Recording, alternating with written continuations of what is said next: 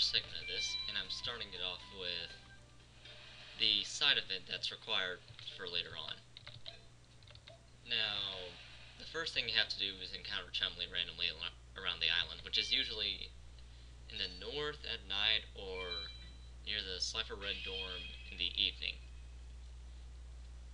Now, the first time you'll just randomly drop his cards and stuff, but I think around level 7 is when you're able to duel him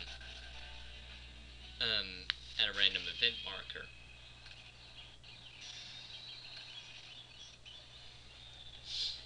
Now, Chumley last game was... well, Chumley in the Duel Academy was very, very difficult because he had... his death cards were really good for that game, and he had plenty of them, don't worry. So, you had to... and the biggest thing was you had to worry about his big kangaroo. Death king. What the heck was that? Oh yeah, it's like Master of Oz or something. The point was there was that thing you had to worry about, a 42 underpower fusion. So, definitely a big threat. However, in this game he's still annoying, but not for the same reasons. He does have a lot of death cards, but he also has a lot of other beast cards, like Berserk Gorilla, which is, in my opinion, mostly broken because of how dang annoying it is to get rid of it if you don't have any card with more attack than it. When you have a card with more attack than it, it is fun to mess with. For those of you who don't know, the card's effect is that he has to attack at any given moment. Well, whenever possible. So, if you have a monster card, no matter what it is, he has to attack it, or else he's destroyed. And you can't put him in defense mode, or he's destroyed. Now, in most beatdown deck strategies, you don't have to worry about the card giving you much trouble. Well, giving you much trouble with those effects if you're using it. But if someone's using it against you, yeah, prepare for torture. And also, he has Death Koala. Now, he still has Master of Oz, but he barely ever seems to use it for some reason. So, yeah, the main thing with Death Koala is that you lose 400 life points for every card in your hand when you flip them up, which is not a good thing because, you know, you want to have cards in your hand. The problem is, in most standard beatdown strategy, you just stockpile cards in your hand and then attack them when possible. So, yeah, when you attack and flip him up, you usually have a lot of damage dealt against you. Now, thankfully, I was able to use my favorite strategy here, the twin-headed Thunder Dragon. And something new that I'm gonna do is that I'm not gonna show my deck unless I like completely change the idea. If I just add like 1 or 2 cards after getting a new pack or whatever, I'm not gonna change it. Like here, I don't think I've shown Little Wingard, which is actually an interesting card because its effect is that it can change its position each turn. So if you have an attack mode, at the end you can put it in defense mode, which is good considering how it has 1800 defense, making it pretty usable. And then you can put it into attack, which is a band. And like I said, just almost similar to Submarine Roy without the horribly broken effect. It's more of an attacking one. The only problem I've had with it is whenever you keep it in defense mode, it'll still ask you, hey, do you want to change its position? If you accidentally press yes, it'll change from defense to attack, and if you're wanting to keep it into defense mode, yeah, it's not a good thing. Forgot something else about Chumley. Since he has a beast deck, he likes a lot of beast-specific cards. In Duel Academy, it was really scary when he used his field spell, when he uses field spell of Gaia power, because it gives 500 attack points while subtracting defense points to all Earth monsters, which his deck was mostly made of.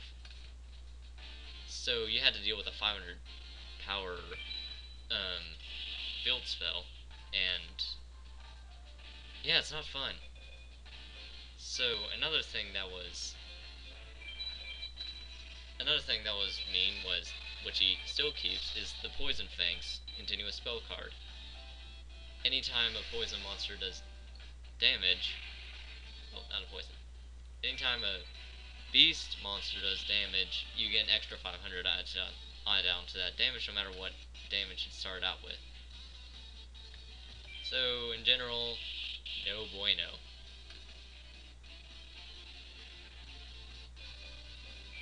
Now, I'm almost finished up this duel here.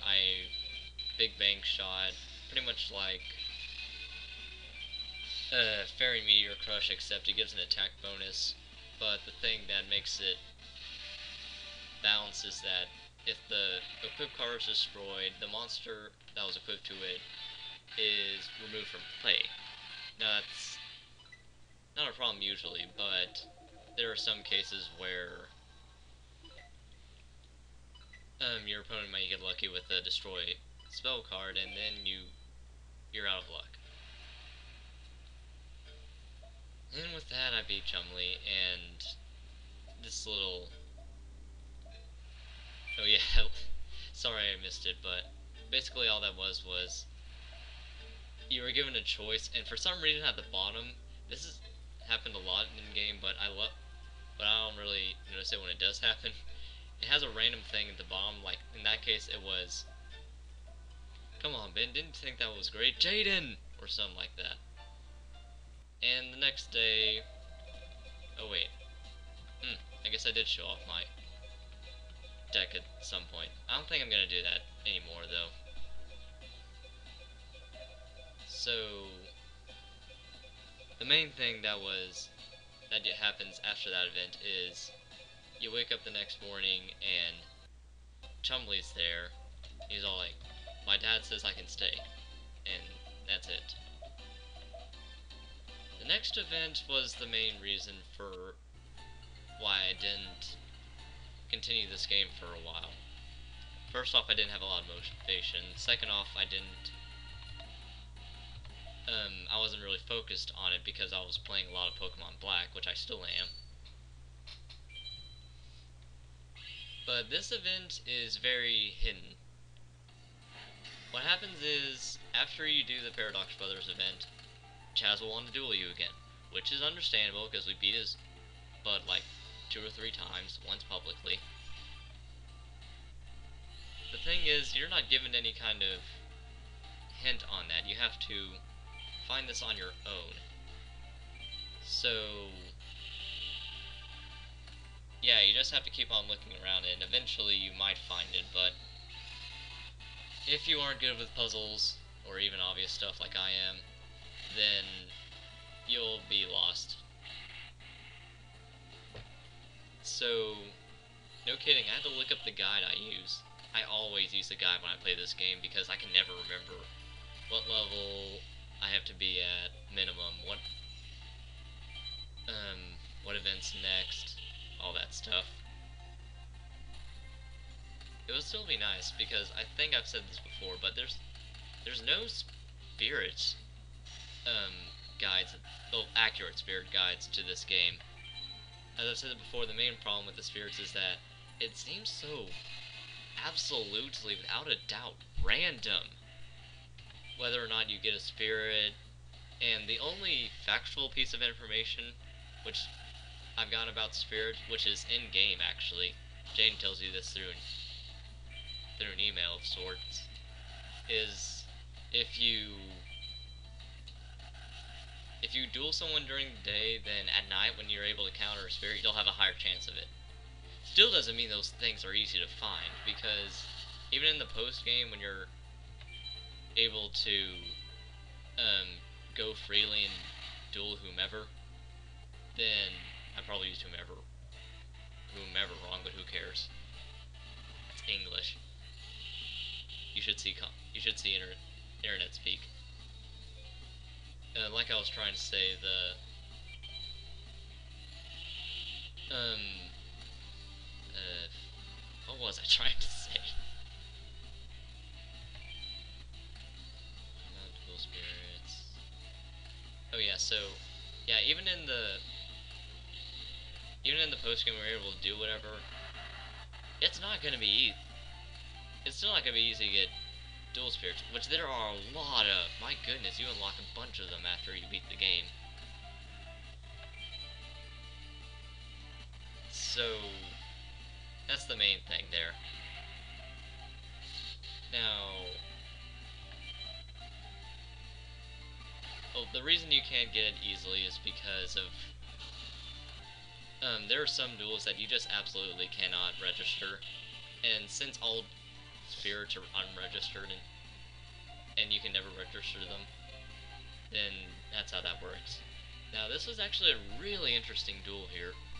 Sorry, I've been ignoring this, but I had to go off on those two tangents. Oh, I forgot to say what I was gonna say. Say what you need to say. Yeah, the reason I didn't do. Oh, wait, never mind. I am really bad with this commentary right now. Isn't that why y'all love me? That's actually something else I could talk about. The duels. Let me just sum up this duel. The duel was really interesting because it looked like I was gonna lose, but then it turned out I had just enough of the right cards, and Chaz made enough bad mistakes that I was able to barely squeeze past a victory. Goes to show you. So,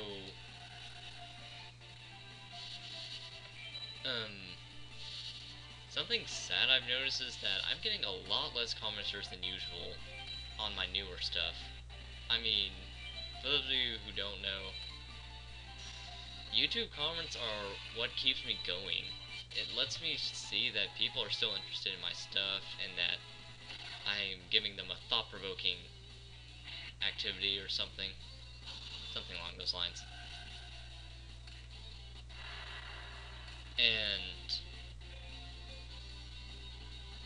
I'm just not getting a lot of them on my new stuff. I mean, like on this playthrough, on any of my Sonic playthroughs, Rockman 4 minus Infinity, those seem to be the ones that are experiencing a lack of comments. Even a lot of my older stuff had a bunch of comments, and one of them especially that has a bunch of comments would be the Pokemon Ruby Destiny Reign of Legends. And I mean, my goodness, I get so many comments on that, and it's one of my and it's vying for one of my most watched playlists. Most of my videos actually making some of my most watched videos ever. That's saying something, seeing as my Earthbound playthrough stayed up there for a while. So yeah, I know since no one's gonna comment on my comments because no one's commenting. Yeah, my comments about comments doesn't really have any commitment. Now the weird thing about the Chaz event is that once you fight Chaz, you have to talk to his two cronies, and then you have to talk to Alexis at the lighthouse to continue the game. Weird, but I guess it works.